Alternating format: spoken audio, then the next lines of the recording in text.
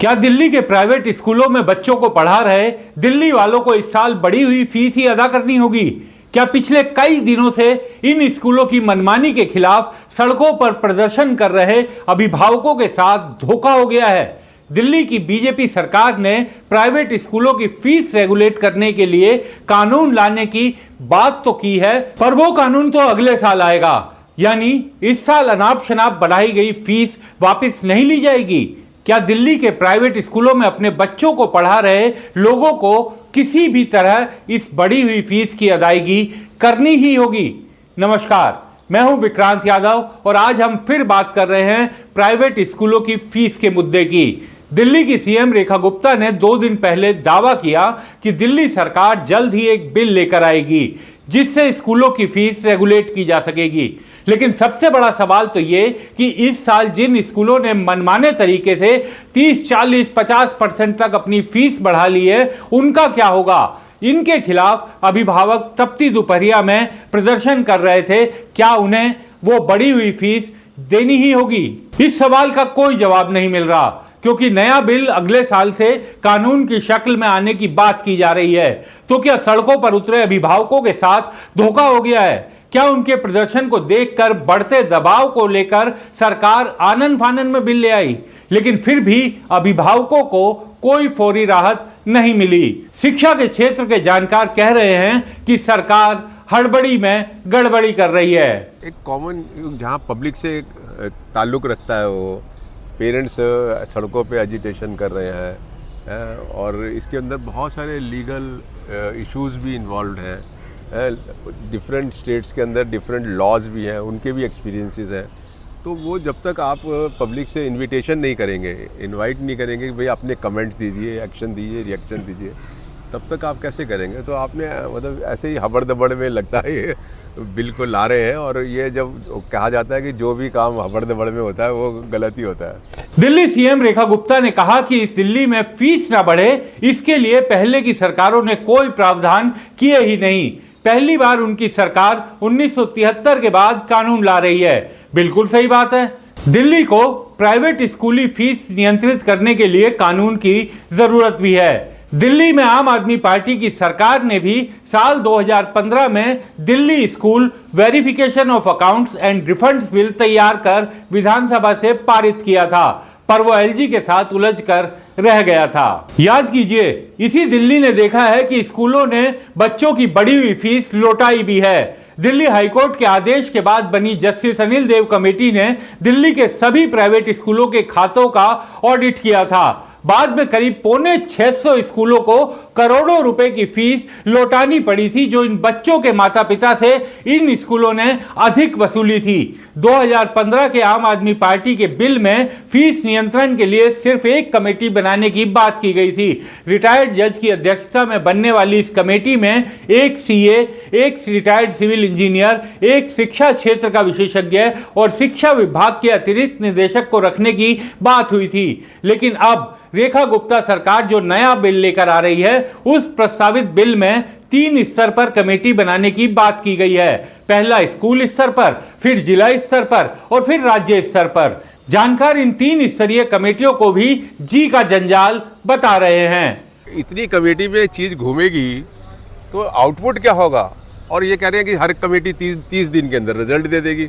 अभी रिसेंटली आप देख लो ना, जो हमारे एजुकेशन मिनिस्टर ने कहा था कि हम 600 स्कूल को 1 हफ्ते के अंदर ऑडिट कर देंगे और उसके रिजल्ट्स प्रोड्यूस कर देंगे। एक्चुअली में ऑडिट हुआ ही नहीं है, क्योंकि हो ही नहीं सकता।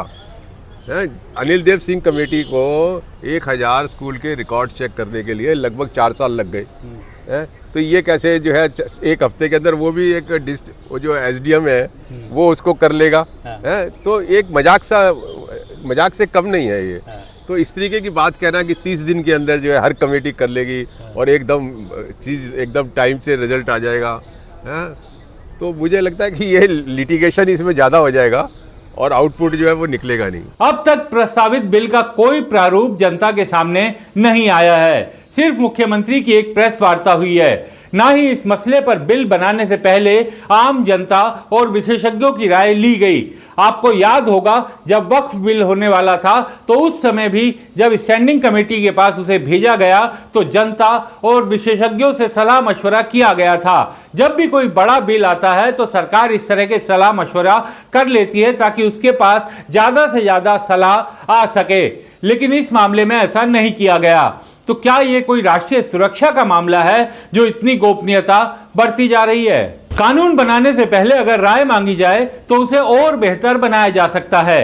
एक और बात, अपनी प्रेस वार्ता में सीएम रेखा गुप्ता ने कहा कि कानून बनने के बाद अक्टूबर में ही अभिभावकों को यह पता चल जाएगा कि स्कूल की फीस कितनी होने वाली है, यानी अगले सेशन में कितनी फीस बढ़ जाएगी, तो वो ये फैसला ले सकेंगे कि इस स्कूल में अपने बच्चों को आगे पढ़ाया जाए या नहीं। सुनिए जरा।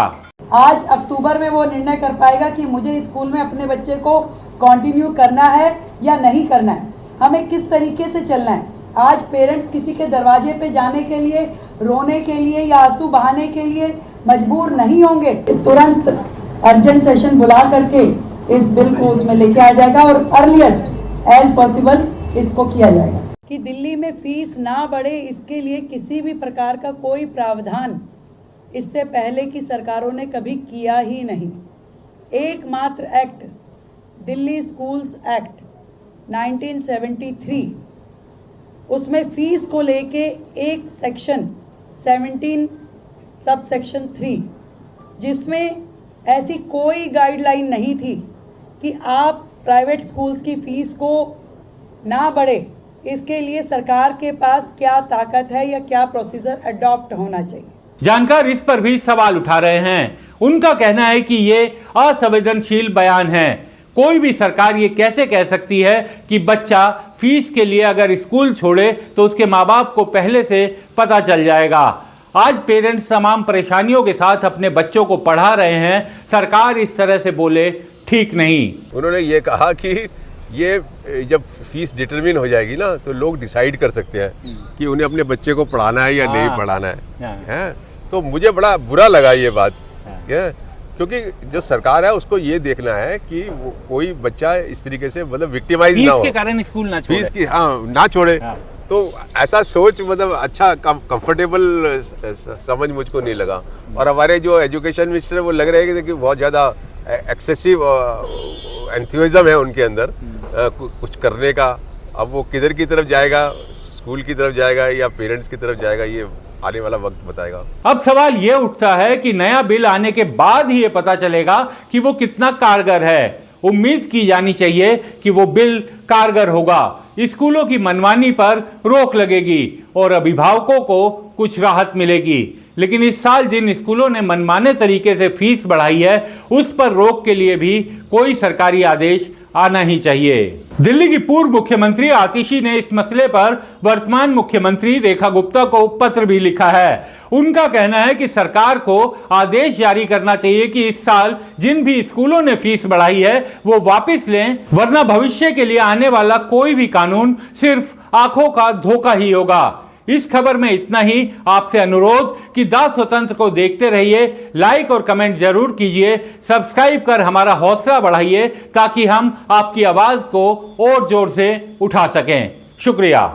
हमारे चैनल को कृपया लाइक करें, सब्सक्राइब करें और अपने साथियों से भी जरूर करवाएं। शुक्रिया।